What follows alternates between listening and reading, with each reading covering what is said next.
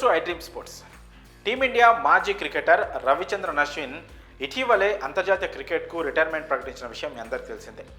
ఆస్ట్రేలియాతో ఇటీవల ముగిసిన border Gavaskar trophy మధ్యలోనే రవిచంద్రన్ అశ్విన్ తన అంతర్జాతీయ క్రికెట్కు వీడ్కోలు పలికారు. అయితే రిటైర్మెంట్ ప్రకటించిన తర్వాత తన సెకండ్ ఇన్నింగ్స్పై, అలాగే రిటైర్మెంట్ తర్వాత ఫ్యామిలీతో గడుపుతున్న సమయంపై రిలాక్స్గా ఉన్న రవిచంద్రన్ అశ్విన్ తాజాగా ఒక వివాదంలో చిక్కుకున్నారు. అదేంటంటే అశ్విన్ తాజాగా ఒక కాలేజ్కి సంబంధించిన స్నాతకోత్సవంలో పాల్గొన్నారు. అయితే గెస్ట్గా పాల్గొన్న అశ్విన్ స్పీచ్ ఇచ్చే ముందు నేను ఏ భాషలో మాట్లాడాలి అని అక్కడున్న విద్యార్థులను అడిగారు. ముందుగా ఇంగ్లీష్లో మాట్లాడాలా అని అడగగా విద్యార్థుల నుంచి పెద్దగా రెస్పాన్స్ రాలేదు. తర్వాత తమిళ్లో మాట్లాడినా అని అన్నప్పుడు అభిమానుల నుంచి ఎస్ తమిళ్లోనే మాట్లాడండి అని ఒక హ్యూజ్ రెస్పాన్స్ వచ్చింది.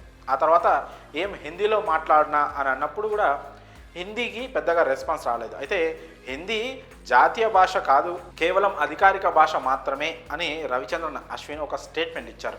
ప్రస్తుతం ఆయన ఇచ్చిన ఈ స్టేట్మెంట్పై తీవ్ర వివాదం అయితే రాజుకుంది.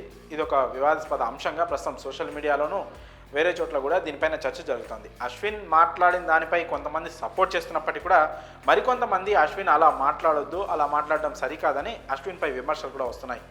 ఈ భాషకు సంబంధించి, హిందీ భాషకు సంబంధించి చాలా కాలంగా తమిళనాడులో ఒక వివాదం అయితే ఉంది. హిందీని బలవంతంగా మా పైన రుద్దొద్దు అనే ఒక వివాదం కావచ్చు, ఒక ఉద్యమం కావచ్చు తమిళనాడులో చాలా కాలంగా ఉంది. అయితే ఇప్పుడు అశ్విన్ చేసిన కామెంట్స్ కూడా వివాదానికి ఒక అంశంగా మారింది. ప్రస్తుతం దీనిపైన అయితే చాలా చర్చలు జరుగుతుంది. మరి అశ్విన్ అలా మాట్లాడడంపై మీ అభిప్రాయాలను కూడా కామెంట్స్ రూపంలో తెలియజేయండి.